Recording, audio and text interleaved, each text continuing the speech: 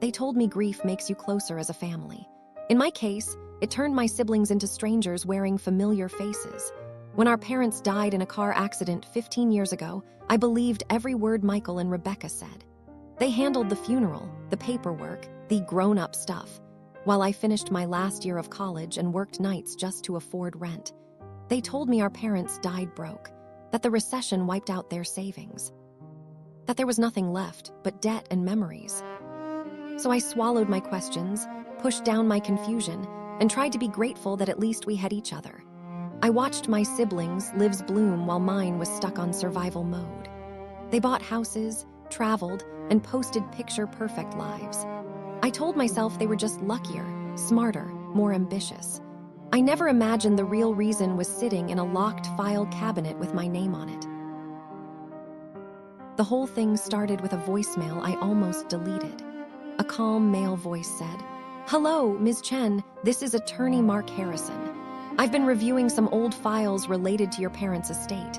There are discrepancies I'd like to clarify with you. Please call me back." My first reaction? Spam. I'd spent the last year ignoring robocalls about extended car warranties and tax issues. But he'd said my parents' full names, both of them, in the same measured tone lawyers in movies use right before they drop a bombshell. Curiosity beat out skepticism. I called back on my lunch break, standing outside my school on a noisy Brooklyn sidewalk. He asked a few security questions, then said, "I believe you were not fully informed about assets left in your parents' name." My heart started pounding. What assets? My brother told me. 3 days later, I was sitting in a quiet midtown office that smelled like old paper and strong coffee, staring at a number that didn't feel real. $8,247,562.18. Your parents established this trust in 2009, Mr. Harrison said gently, sliding the statement closer. It was structured to support all 3 children equally. I blinked at the page. All 3. He nodded. You, your brother Michael, and your sister Rebecca, equal shares. Distribution upon the youngest child turning 25. My brain scrambled through timelines. Michael is the youngest. He turned 25 8 years ago. Our parents died 15 years ago. I swallowed hard. My brother told me there was nothing, that they barely covered the funeral, that everything else was gone. 3 days later, I was sitting in a quiet midtown office that smelled like old paper and strong coffee, staring at a number that didn't feel real. $8,247,562.18. Your parents established this trust in 2009, Mr. Harrison said gently, sliding the statement closer. It was structured to support all 3 children equally. I blinked at the page. All 3. He nodded. You, your brother Michael, and your sister Rebecca, equal shares. Distribution upon the youngest child turning 25. My brain scrambled through timelines. Michael is the youngest. He turned 25 8 years ago. Our parents died 15 years ago. I swallowed hard. My brother told me there was nothing, that they barely covered the funeral, that everything else was gone. As Mr. Harrison pulled more files, my mind ping-ponged through the last 15 years like a broken slideshow. Me, sharing a studio apartment with a bathtub in the kitchen, rotating between ramen, cereal, and whatever was on sale. Them, clinking glasses on rooftops, tagged at beach resorts, celebrating promotions. When our parents died, I was a broke college senior with $67,000 in loans. Michael said, "Don't worry about the boring estate stuff. There's nothing to fight over." Rebecca nodded, eyes red from crying. I was too numb to question it. I took the first teaching job I could get. Worked summers, tutored, drove rideshare on weekends. Every visit with them stung a little. Rebecca's brownstone in Park Slope, Michael's, "I need you to see something," Mr. Harrison said, swiveling his monitor toward me. "This is what made me call you." On the screen was an email thread from 8 years ago between Rebecca Chen and Michael Chen. "Rebecca, Dad's lawyer, is retiring. The new guy doesn't know Sarah. We say we couldn't find her. Simple. Michael, this feels risky. What if she finds out later?" Rebecca, she won't. She doesn't even know the trust exists. By then, we'll have used the money.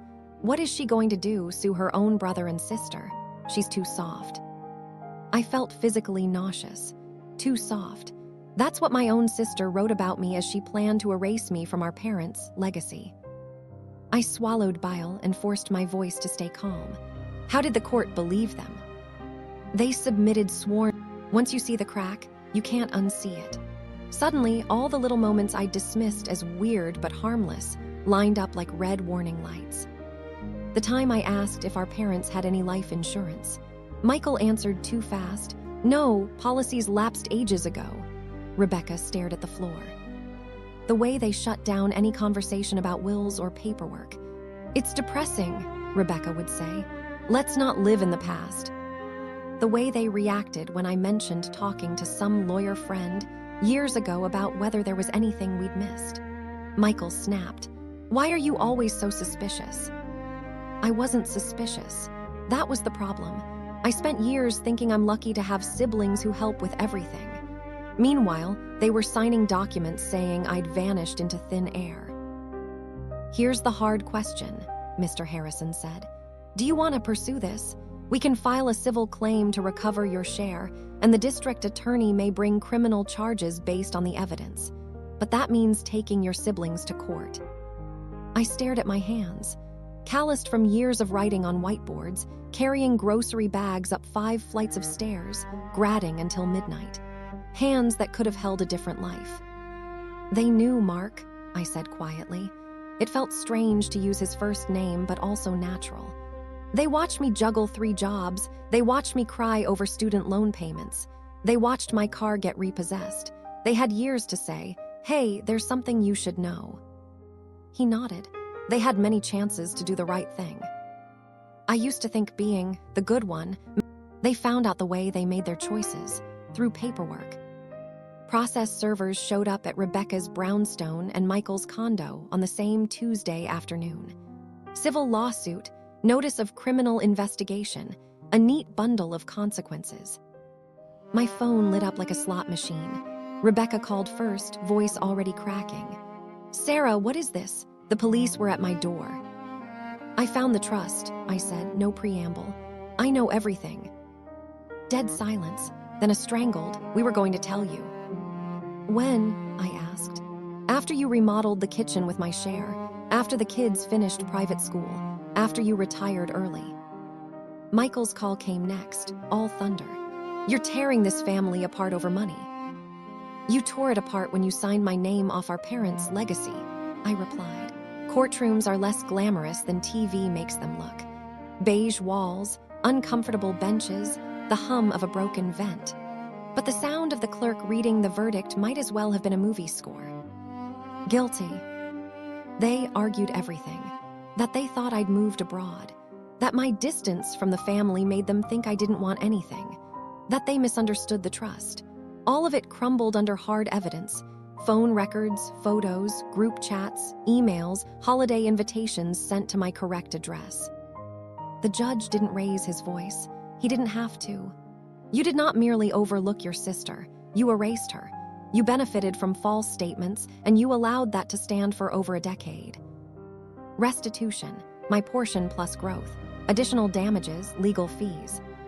People think getting a large sum of money instantly fixes everything. It doesn't, but it does reset the playing field. I paid off every loan with one click. No more watching my balance barely budge. I bought a modest 2-bedroom in Queens with real sunlight and a door that didn't stick in winter. I cut back my work hours, not because I stopped caring, but because I could finally show up to my students rested instead of exhausted. I funded a small scholarship in my parents, names for students who'd lost caregivers. It felt like rerouting something that had been twisted back into its original purpose. Care, not greed. I didn't throw cash around. I didn't post about it online. Wealth, I learned, feels different when you know exactly what it costs to reclaim it. The biggest change wasn't the apartment or the bank account. It was waking up and knowing I hadn't been crazy all those years. My intuition had been right. I used to think being a good daughter and sister meant never rocking the boat. Stay quiet, be grateful, accept what you're told.